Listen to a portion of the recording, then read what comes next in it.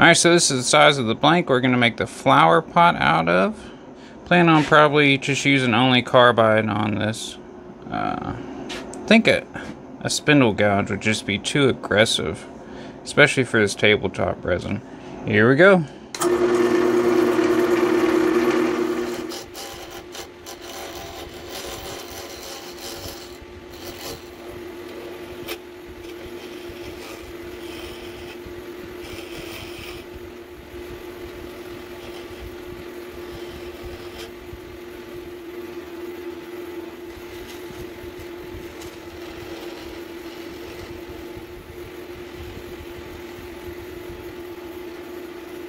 Very chippy with the carbide.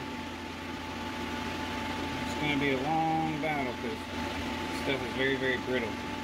So typically I would put the hole in right now, but I want to make sure that this thing's going to turn and stuff. I'm just going to try to come swooping out here and to a small base here.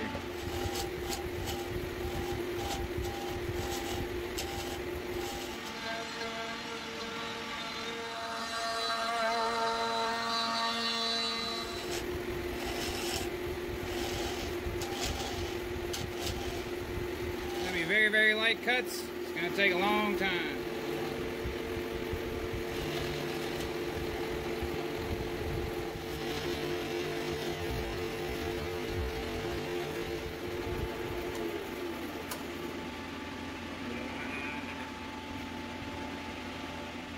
Maybe I'll have a closer look. I'll bring you back when I'm a little bit further along.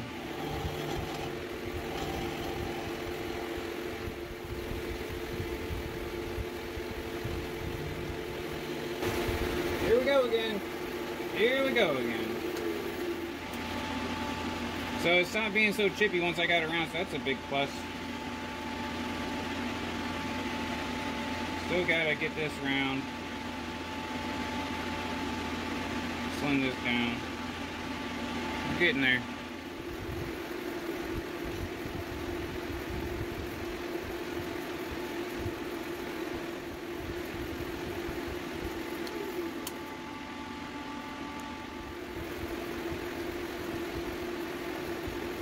Alright, now that I figured out that I am going to be able to cut this, or it looks like I am, my chances are better.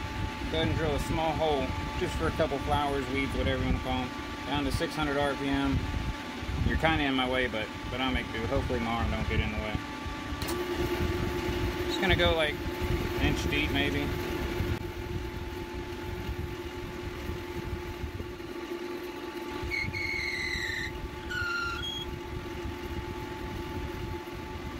Alright, so we're rounding up finally.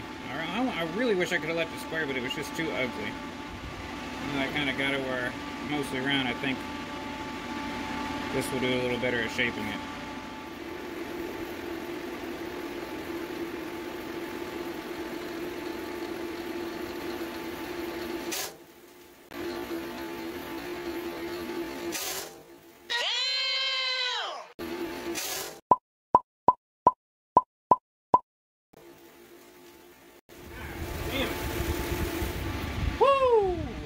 Fucked it up.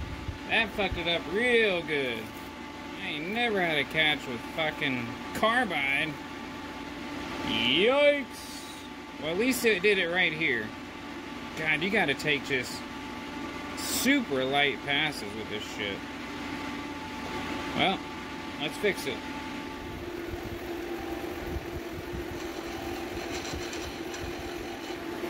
I'll tell you this much, I ain't never turning fucking tabletop resin again. I might fill a hole with it, but I ain't gonna do a whole resin project with it.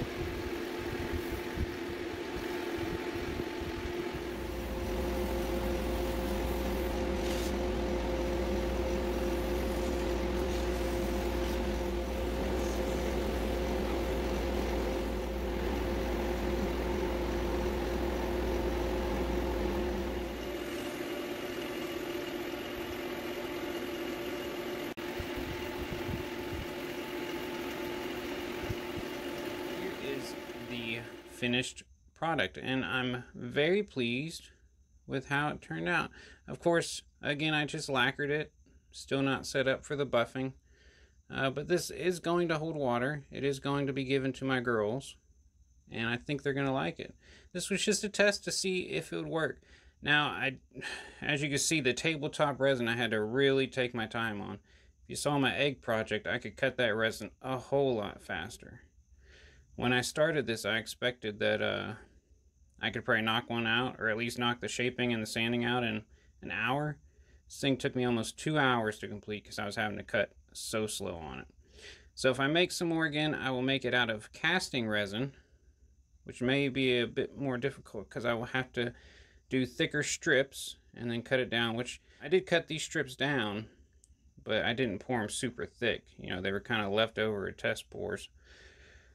If you want to see a how-to of this, let me know, and I can put one together, how to make your own plywood resin. But yeah, I really like how it had come out. I think it opens up the doors for a lot of different projects.